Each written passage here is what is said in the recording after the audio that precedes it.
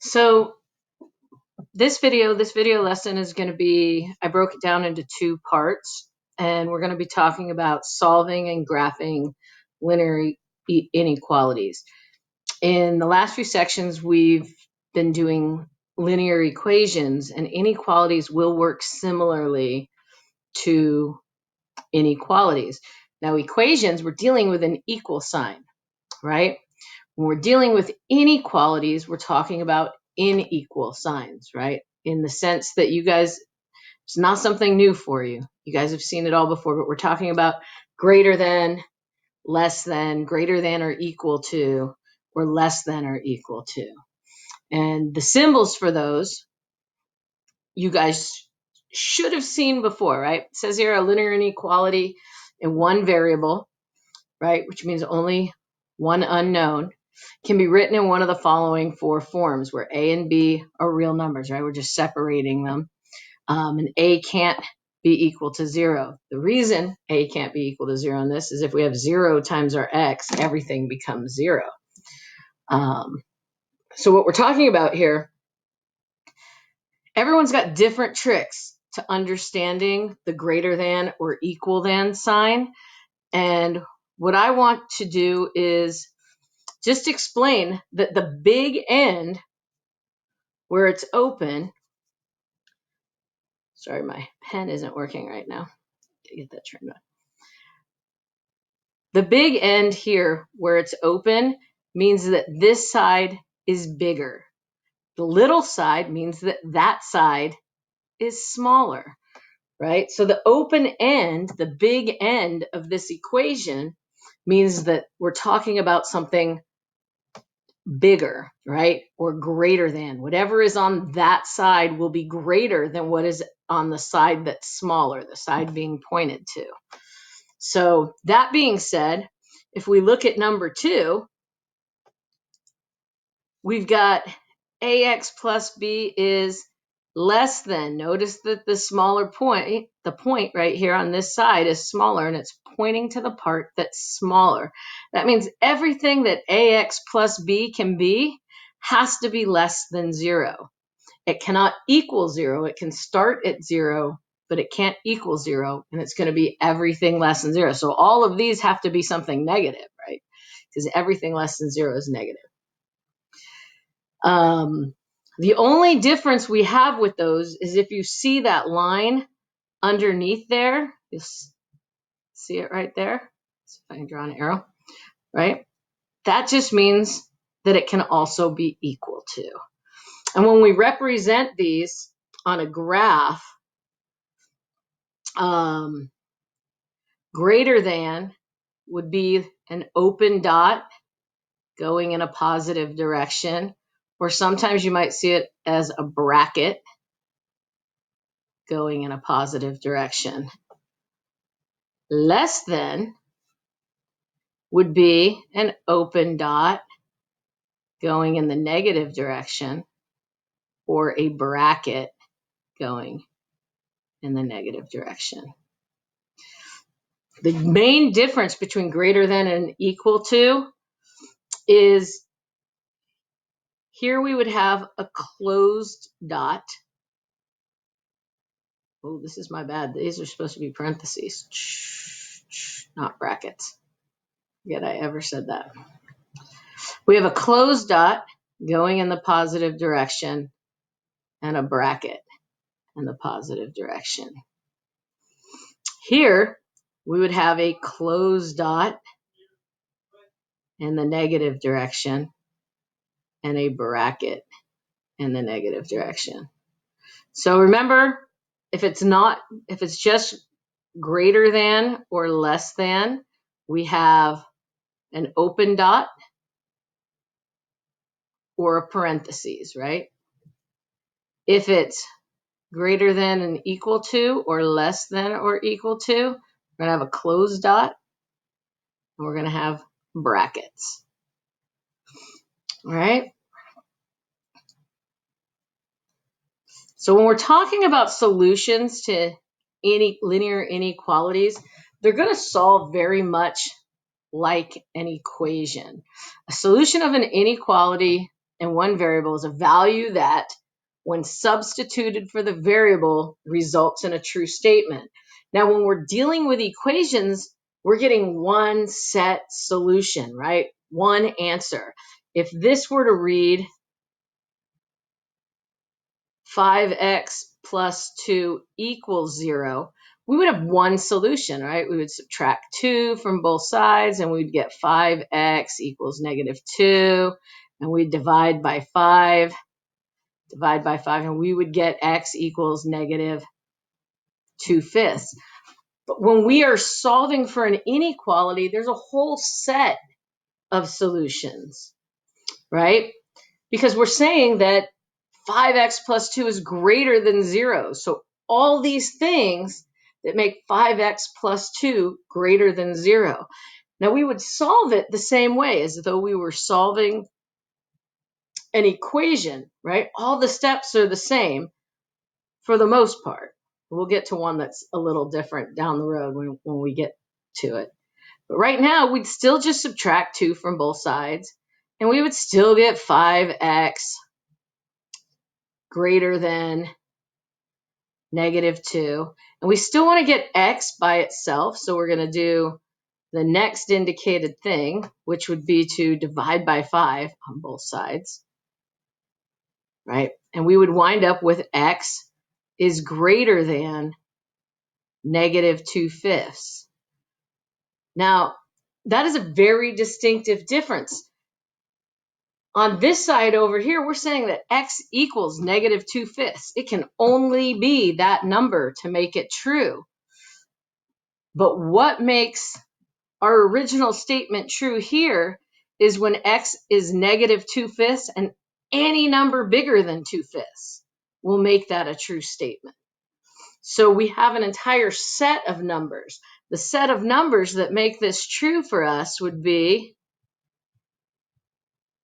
parentheses, -2/5, comma, infinity, right? It could go on forever. It could be anything bigger than that. And when we want to graph, moving that stuff around.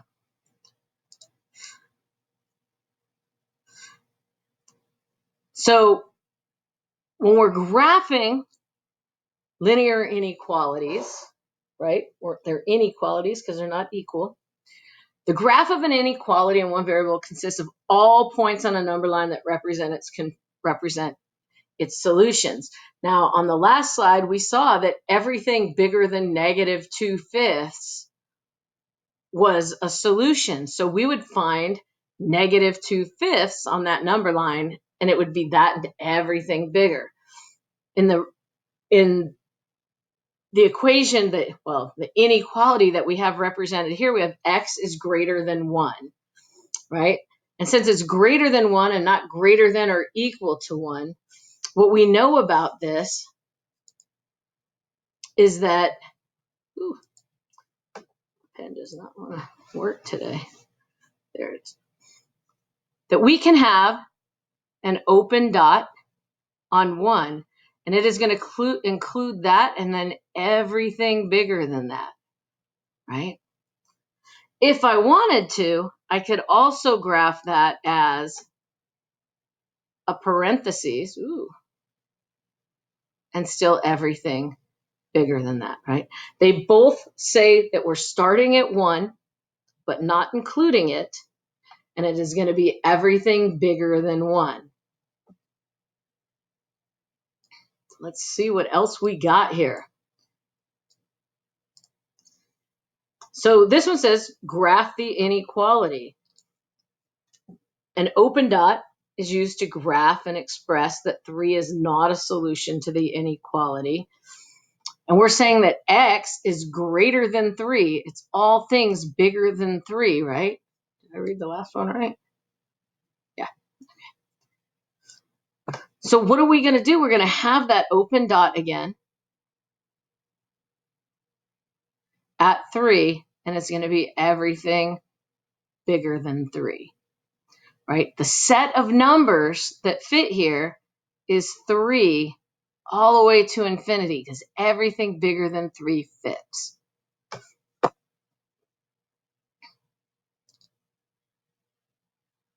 Now this next problem says graph the inequality, and now we're showing that x is less than or equal to, so it can be -2 or anything less than -2. Now because of that equal sign, we want to use a closed dot, right? So I'm going to put a closed dot, just a solid dot right here at -2. And x this time is smaller than -2. It's -2 or anything less than that. So we're going to be including everything less. If I wanted to write this in interval form, it would be -infinity, because it could go on forever in that negative direction to -2. Now on this, I would put a bracket because we're also including that -2.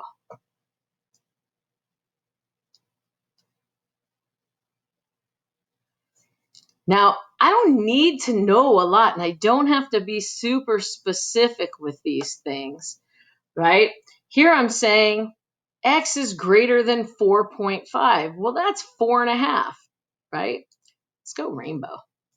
So we can just find that point. Well, where's 4.5? Well, it's right here, right? Basically between 4 and 5. It's greater than, so I'm going to have an open dot and everything larger than that, right? I'm going to let you guys go ahead and do this next problem in your ed puzzle. And I will give you a few minutes to work that out. Hopefully, when you guys got it, what you had was a closed dot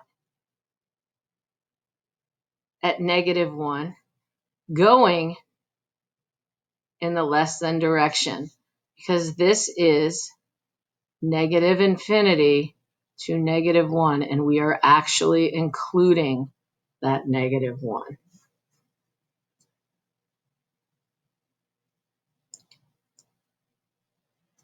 So to solve an linear inequality in one variable, you're going to isolate the variable just like we did when we were solving equations, right? Sometimes we're not just going to get x on that side, and we have to isolate that x, right? Isolate the variable, whatever it is, using addition, subtraction, multiplication, division to produce an equivalent inequality, right? And the way we maintain its equivalence is that we do the same things to both sides of the equal sign, right? So just like if we were solving an equation, we were going to try and get this x by itself. So we would just add 3 and add 3 to this side, and we would have x is less than 4, right? So we want to follow those same rules. There is one circumstance where this is different. It looks like we're not going to talk about that just yet with this slide. But when you're adding or subtracting, you're always going to do the opposite, right? So here I would add 7 to both sides, and I would get x is less than 11. In this case, I would subtract 3. We're going to do the opposite of what's being done to it. Right now we have 3 added to it, so we're going to subtract 3 from both sides. Here we had 7 being subtracted from our variable, so we're going to add 7 to both sides. With multiplication and division, there is a catch. But when the numbers being multiplied or divided are positive, the catch doesn't come into play, right? We're going to just multiply each side by the same positive number, right? So if I have a fraction, I would just multiply both of these sides by the reciprocal, right? Which is 1/2. The reciprocal would be, if you remember correctly, would be 2/1, right? Which is the same as 2. So I can multiply both sides by 2, and I wind up with x is greater than 20, right? Here we're going to divide each side by 5. right? And that's going to get that x by itself. It's just like when we were solving equations. There is one difference, and I know it's going to come up in a little bit, but I'm going to still tell you right now because I want you to know it forever and ever. If we are multiplying or dividing by a negative number,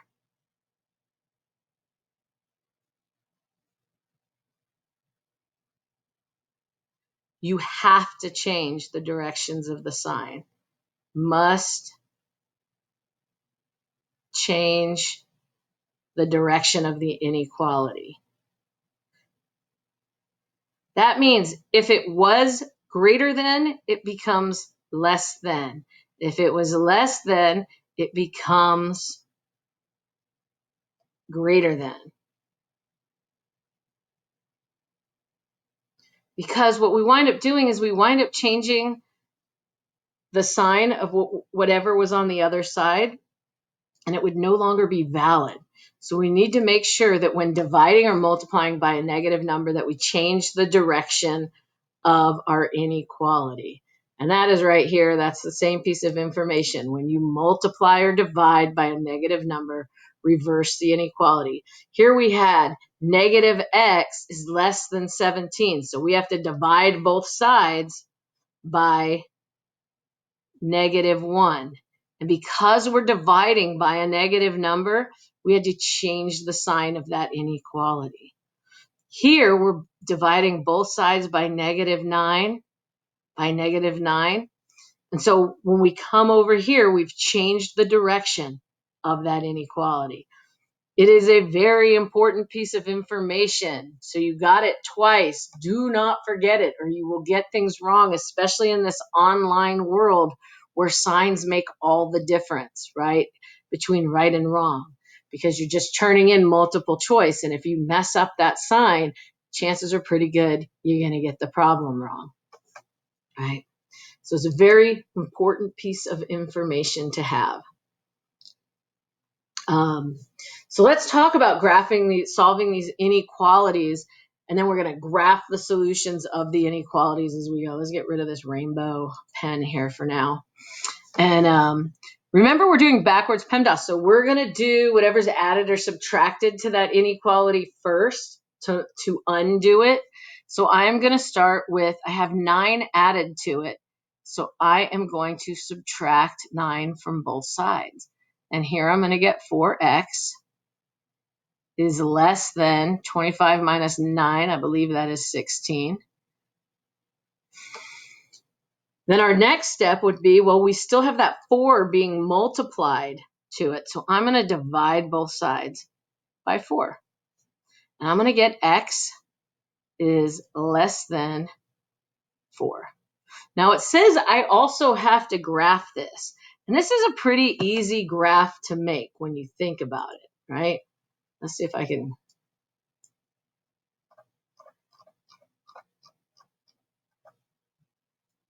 maneuver this thing. Make ourselves now you don't have to have a super straight line. I'm just being weird because I have this little ruler thing right here and I thought it'd be fun to try it. So here I have a graph, right? And I really only need one number on this graph, and that is 4, right? Because it's not between anything. We're saying x is everything less than 4. Now, when I go to graph this, it isn't equal to, so I want this to be an open dot. And it's going to represent everything that is less than 4. All numbers less than 4 are part of this solution. The solution to this problem is negative infinity all the way up to 4. Notice we have parentheses on both of those in that interval notation that I just used because 4 is not included in the answer, right? It goes up to 4 and it's everything less than 4, but 4 is not actually included. So our next stop right here is a little bit bigger, right? We have a few more things happening here. Not a lot, but a couple, in that we're going to wind up having to do that switching of the signs at one point. Because here, first I have the 1 on it, and that's being added. So I'm going to subtract 1. Remember that negative is not on the 1, that's on the 3. So we're not worrying about that right now. So I'm going to subtract 1 from each side, and I get negative 3x greater than or equal to negative 15. But I still have that negative 3 attached to the x. And so we need to take care of that, right? Because we want to know what x is greater than or equal to, not what negative 3x is. So I'm going to start by dividing by negative 3. In my solution, because I am either multiplying or dividing by a negative number, I need to remember that my sign is going to have to flip the other way. And I get a solution of x is less than or equal to 5. And so when I am asked to graph that solution,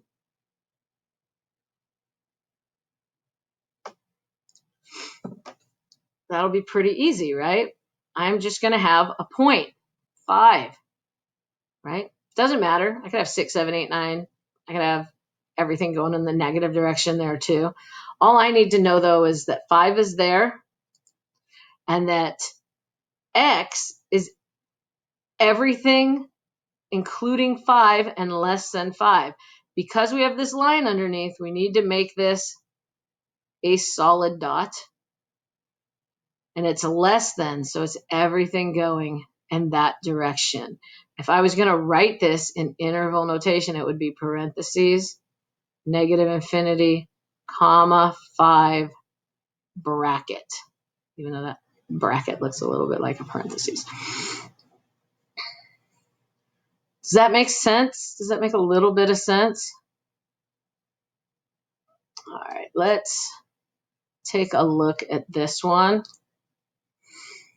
Same thing, right? We are going to start trying to get P all by itself. That always sounds weird. I hate when they use P as a variable because it makes me think, makes it sound like I'm talking about P. So the first thing we are going to do is we're going to try and take everything that's attached to this P and move it over to the other side.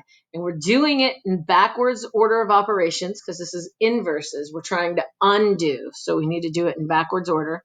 So I am going to start undoing by subtracting 15 from both sides. And I'm going to start by trying to remember how to make the number 15. So here I'm going to be left with negative 9p less than or equal to 81. Now my next step is I'm going to have to get that negative 9 that's being multiplied to the p, and I am going to have to divide it out, which means I am going to have to divide both sides by negative 9, which means that we are going to have to flip our sign. So these cancel, which is what we wanted the whole time, right? And we get P is now greater than or equal to negative 9. And when we go to graph that, let's see if I can move this down here a little bit.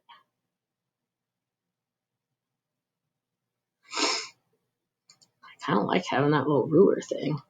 Makes my life a little simpler. All I need right now is I need a point, negative 9.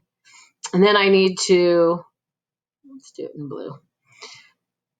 We need a solid dot at negative 9 because it is also equal to. And it is going to go in the bigger than direction because what are we saying? We're saying everything that P can be is greater than because it's open on the side of P, right? Open mouth on the side of P. So P is everything greater than negative 9, right? All of these are P. What does that mean? It means that our interval is going to go, again, from negative infinity to negative 9, we're going to have a bracket on the end, right? We're not going to have a parentheses because we're actually including that -9. Although P is greater than, so I actually wrote this interval wrong, right? Because it is going to be bracket -9 to positive infinity, right? Because we're going to the positive, we're not going to the negative. So that was my bad. I am going to have you guys do this one in your ed puzzle. And when you come back, I'll solve it out in case you got it wrong.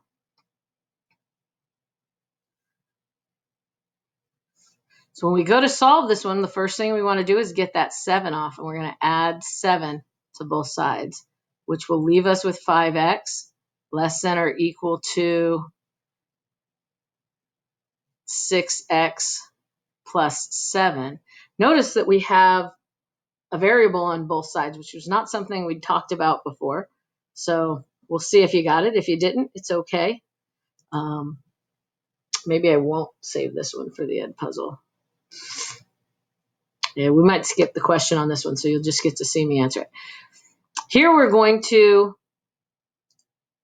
subtract 6x from both sides.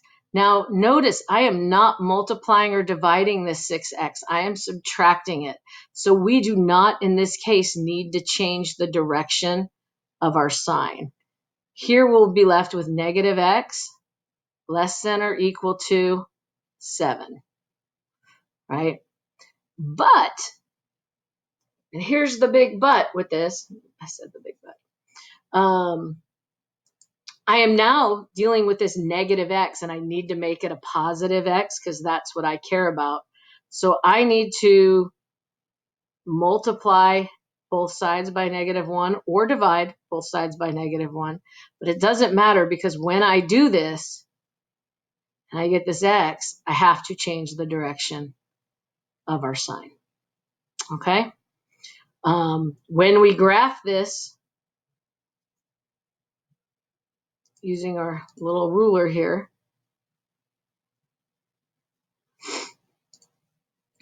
that is going to look like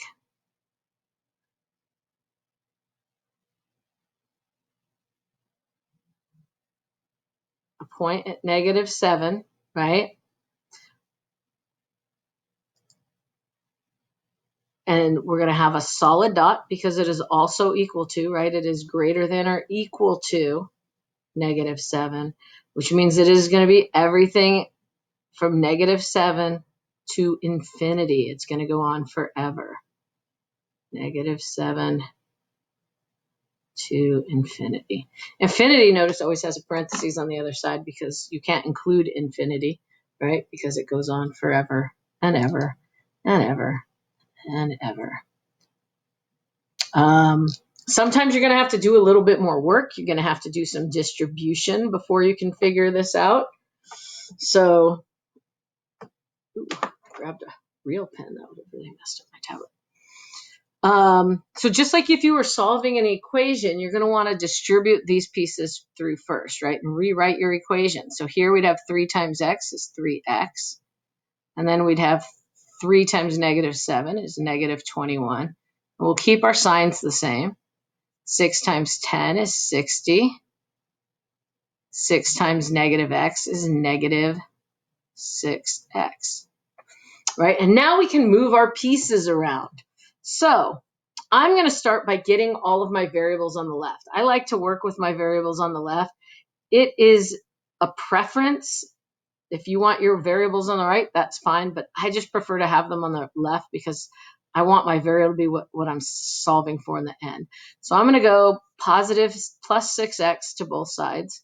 And if I rewrite this, I wind up with 9x, because 3x plus 6x is 9x, minus 21 less than 60, because these two just canceled out, right? So now I'm going to move this -21 that's being added to my variable over to the other side. So we got all the variables on the left side, and we're going to put all the numbers on the right side. And so I'm going to start by adding 21 to both sides, and I get 9x less than 81. I love it when these 9s turn into 81s on the other side because I know it's going to divide evenly. So now the only thing I have left to get off of this x is the 9. So we're just going to divide both sides by 9. We're not dividing by a positive, by a negative, right? So we're going to keep our sign the same, and we're going to get x is less than 9. I'm not even going to bother bringing out the ruler this time. I'm going to try and draw a straight-ish line. And I'm going to have a 0.9, right? And we're going to say that x is less than that. So we'll say that open dot everything less than 9. And if I wanted to put that in an interval, which I always kind of do, I would go negative infinity to 9, open dots, so they're both parentheses. I hope this made some sense to you. I'm going to throw in a little problem here at the end for your ed puzzle to finish you out, because we only had one through the whole thing. And if you have any questions, please let me know. I'm happy to help.